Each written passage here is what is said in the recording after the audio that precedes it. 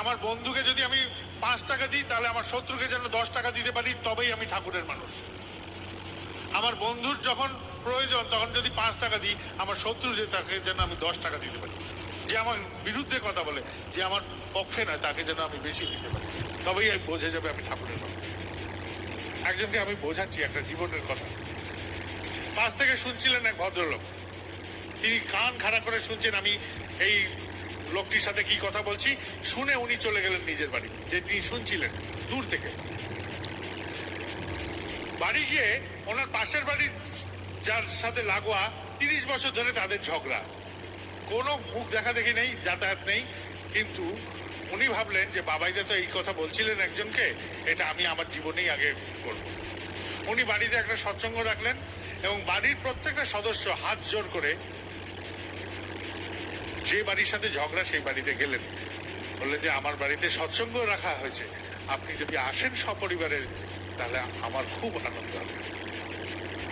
30 বছরের ঝগড়া, 30 বছরের বাঁধ একদিনে কোনো এক বাবাইদার দেওঘরে বসে একজনকে বলছে, তৃতীয় ব্যক্তি সেটা শুনে তার জীবনে এটাকে প্রত্যক্ষভাবে লাগালো।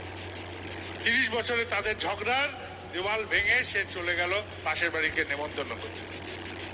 এই 30 বছর বাদে যখন পৌঁছালো নেমন্তন্ন করতে সপরিবারে সবাই মিলে হাত জোর করে, তখন যে বাড়িতে গেল সেই বাড়ির কর্তা বললেন যে আমার বাড়িতে উনি যদি 30 বছরের এই বাঁধ ভেঙে আসতে পারেন নেমন্তন্ন করতে, তাহলে আমাদের কর্তব্য তার বাড়িতে যাওয়া।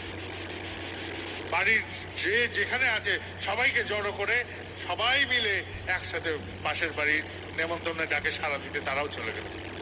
30 বছরের দূরত্ব কোনো এক বাবাইদার কথায়, তাও তাদের বলিনি, তারা শুনেছে মাত্র, সেটা তাদের জীবনে অ্যাপ্লাই করে এই রেজাল্ট, যে তাদের ব্যবধান 30 বছরের অসৎ ভাব যেটা তৈরি হয়েছিল সেটা এক লম্বায় তারা ভেঙে দিল।